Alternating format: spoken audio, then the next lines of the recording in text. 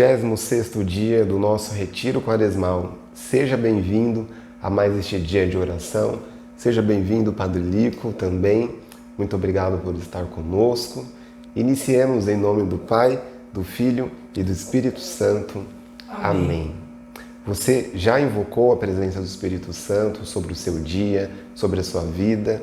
Se não, vale a pena lembrar que é sempre importante invocarmos, pedirmos a presença do Espírito Santo. E é assim que nós vamos iniciar esse retiro quaresmal. Invoquemos.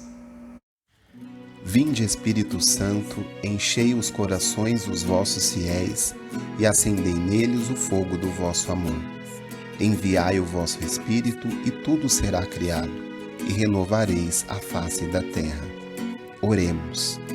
Ó Deus, que instruístes os corações dos vossos fiéis com a luz do Espírito Santo, fazei que apreciemos retamente todas as coisas segundo o mesmo Espírito e gozemos sempre da sua consolação.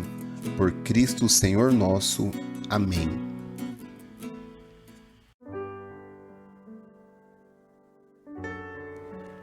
Antífona. Cristo por nós foi tentado, sofreu e na cruz morreu. Vinde todos, adoremos. Tende piedade, ó meu Deus, misericórdia. Na imensidão de vosso amor purificai-me. Lavai-me todo inteiro do pecado e apagai completamente a minha culpa.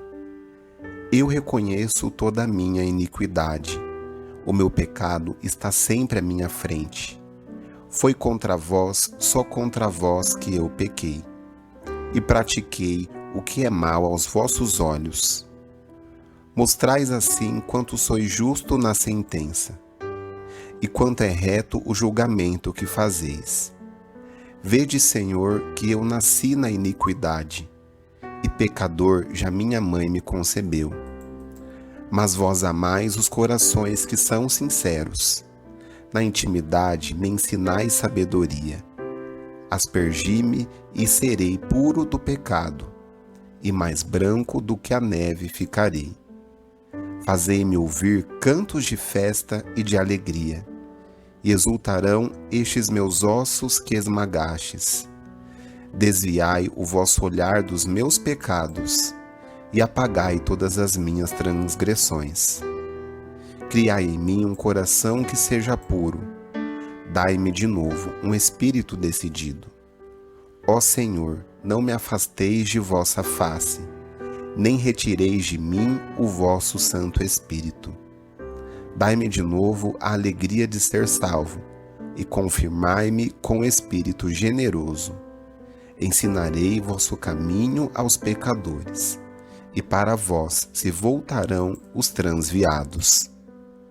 Da morte como pena libertai-me, e minha língua exaltará vossa justiça.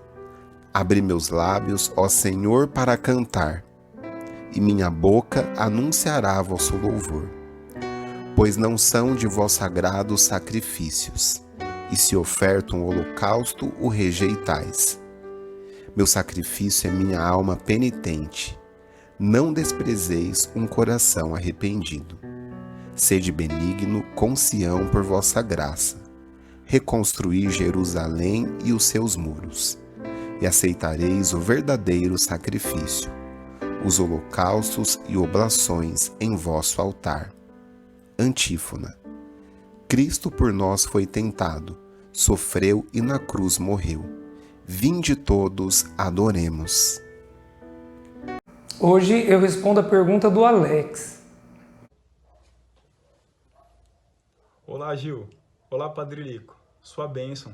Tudo bem? Gostaria de fazer uma pergunta. Eu gostaria de saber se casamento de segunda união, ou pessoas que foram casadas e são separadas hoje, solteiras, né? Ou os homossexuais, eles podem participar da Sagrada Comunhão. Se eles participam, isso é pecado? Se eles se sentem bem, se eles participam da igreja, são participativos, como que funciona a situação? Qual a orientação do padre? Obrigado. Oi, Alex, Deus abençoe. Bem, o Gil também está mandando um oi aqui. Aliás, o Gil manda um oi para todo mundo que diz: oi, Gil, bom dia, Gil, boa tarde, Gil. Então ele está retribuindo. Aqui ele está sem o microfone, então não dá para sair a voz dele. Ou dá, Gil? E oi? Saiu mais ou menos.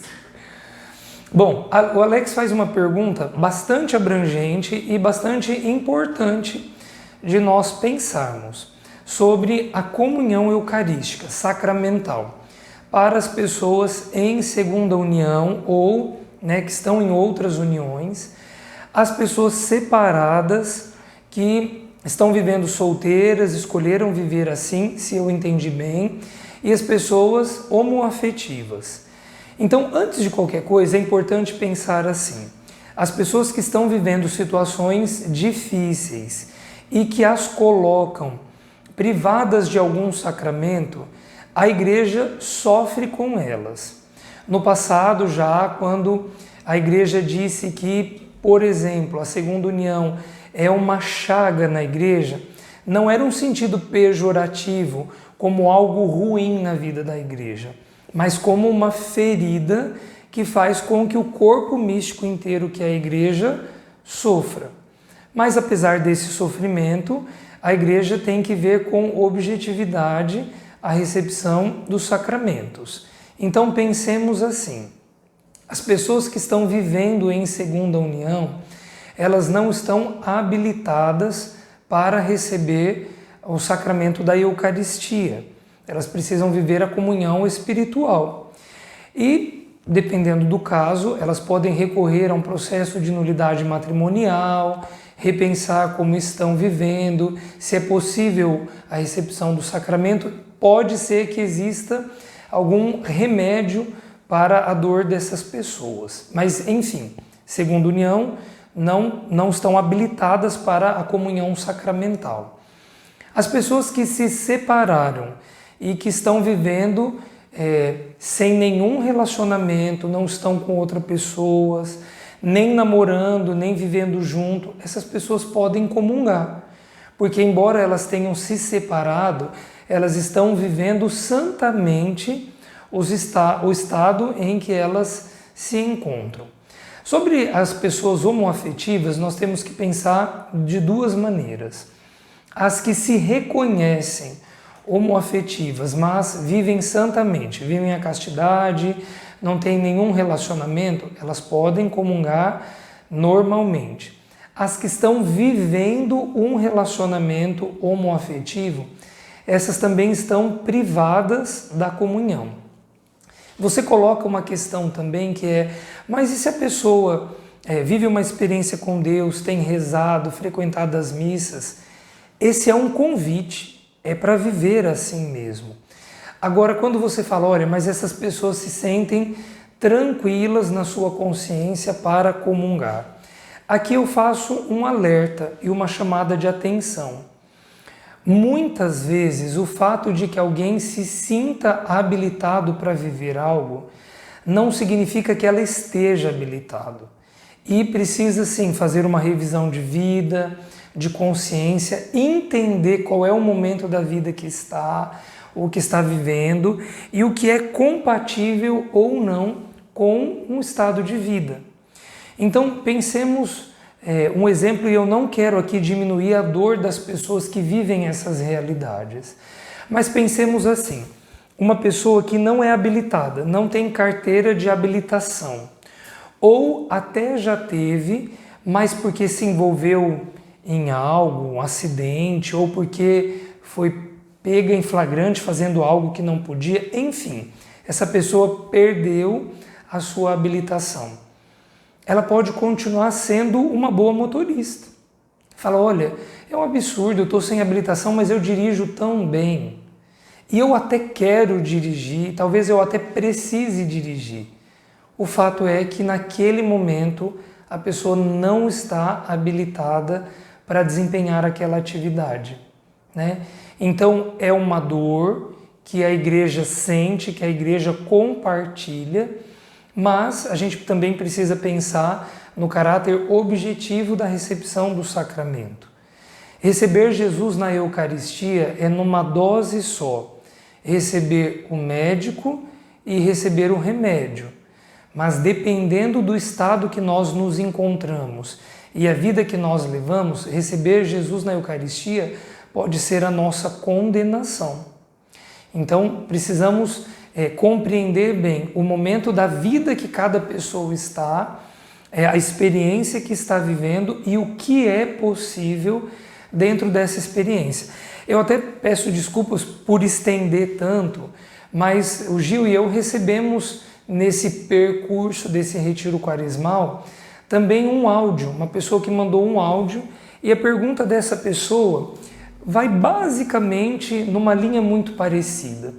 Essa pessoa dizia assim: olha, sou casada somente no civil, estou casada há 13 anos, alguma idade mais ou menos próxima a isso, e eu quero saber se eu posso me confessar, porque eu me afastei da igreja, porque eu cheguei para me confessar uma vez, o padre perguntou se eu era casada, eu disse que só no civil, e ele disse que não podia me atender. Talvez esse padre tenha se equivocado na maneira como a abordou, porque qualquer pessoa em qualquer momento pode ser atendida, pode ser ouvida, pode ser direcionada. Talvez, no caso dela, não podia ser atendida em confissão. E aqui o caso é o mesmo. As pessoas que estão em segunda união, as pessoas que não são casadas na igreja, as pessoas que vivem relacionamentos homoafetivos, elas estão não habilitadas para 2 sacramentos que imprimem graça: o sacramento da confissão e o sacramento da Eucaristia. Mas é claro que uma pessoa que esteja em qualquer uma dessas circunstâncias e que queira um direcionamento do padre, que queira receber uma bênção, uma oração, abrir até expor algumas situações que viveram e que estão arrependidas e que gostariam de estar mais próximas de Deus, essas pessoas não só podem, como elas devem procurar o padre. Mas sim, dependendo do que estão vivendo, ficam não habilitadas para a recepção de alguns sacramentos. Além destes pecados apresentados pelo Padre Lico no dia de hoje, existem outros pecados que nos tiram do estado de graça e que nos privam dos sacramentos. Façamos neste dia a seguinte reflexão: estamos comungando sem estar em estado de graça? Faça esta reflexão como seu exame de consciência e na sequência rezemos o ato de contrição. Ato de contrição. Senhor, eu me arrependo sinceramente de todo o mal que pratiquei e do bem que deixei de fazer. Pecando, eu vos ofendi, meu Deus e sumo bem, digno de ser amado sobre todas as coisas. Prometo firmemente, ajudado por vossa graça, fazer penitência, não mais pecar e fugir das ocasiões do pecado. Senhor, tende piedade de mim, pelos méritos da paixão de nosso Salvador, Jesus Cristo. Amém.